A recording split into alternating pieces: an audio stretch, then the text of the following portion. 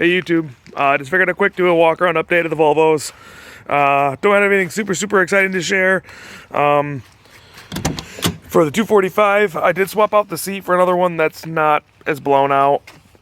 It's actually a passenger seat on a set of driver's seat rails, but it does the job. I got a set of seats that I'm actually going to be picking up hopefully tonight or tomorrow. I got rid of the old factory clock over here and threw a tack in it and got a little clock down there now. Found that at a local junkyard.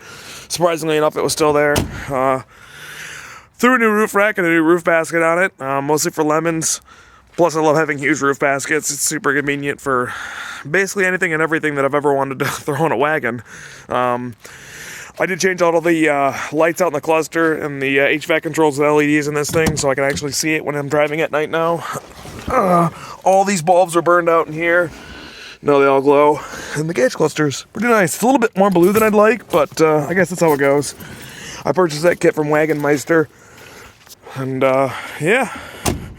Nothing else super exciting to share.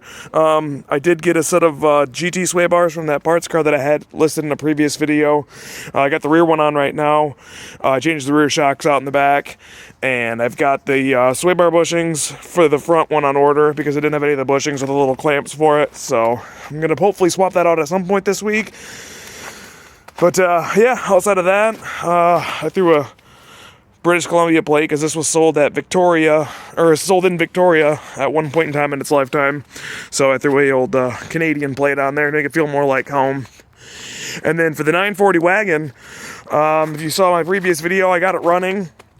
I really haven't done anything with it outside of literally I changed the gas out and got it fired up. I did clean the crap out of the interior and the crap out from under the hood, so it does look a ton nicer in here. It's not as good as I'd like it to be, but it's at least cleaner than it was. But power steering pump leaks something fierce, so I got to get that looked at. It's dumping the fluid out almost instantaneously. But yeah, the interior in this thing is not bad. I really didn't go super crazy cleaning it up. I just more took everything out and vacuumed it.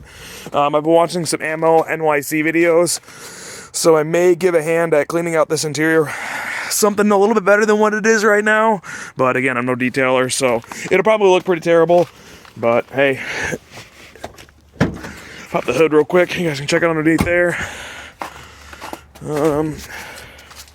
There was a lot of pine needles and stuff underneath here too, and I got those pretty well cleaned out, so it looks a lot nicer underneath here anyway. It's definitely far from perfect. I did change these corner lenses, and I got a headlight restoration kit I plan on doing on the fog lights too, but that's for a later date. Ooh, looks like we're losing the throttle cable over there, but yeah, it turned out pretty decent underneath here. I'm pretty happy with it.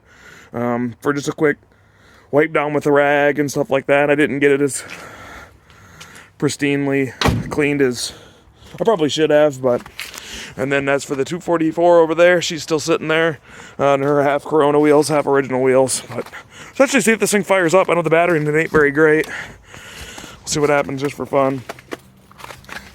I love all these I love the interior on this car. Feels a lot like my old 780 Bertoni that I had. See how she does. Oh yeah, look at that, not bad. Because she's idling a little bit funny. It might be a vacuum leak. It might be a couple other little things. It might just be old spark plugs, bad wires. Not really sure yet. I plan on ordering a full tune-up kit for it and changing the cap and the rotor and all that sort of fun stuff. But that's for a later date. So right now I got the brakes for the front and the rear for this thing too. I got to change them out at some point in time, but I also have a new fuel door cap because I actually broke that off cleaning it off. But yeah, that's really all she wrote so far. So I got to give you guys a quick update.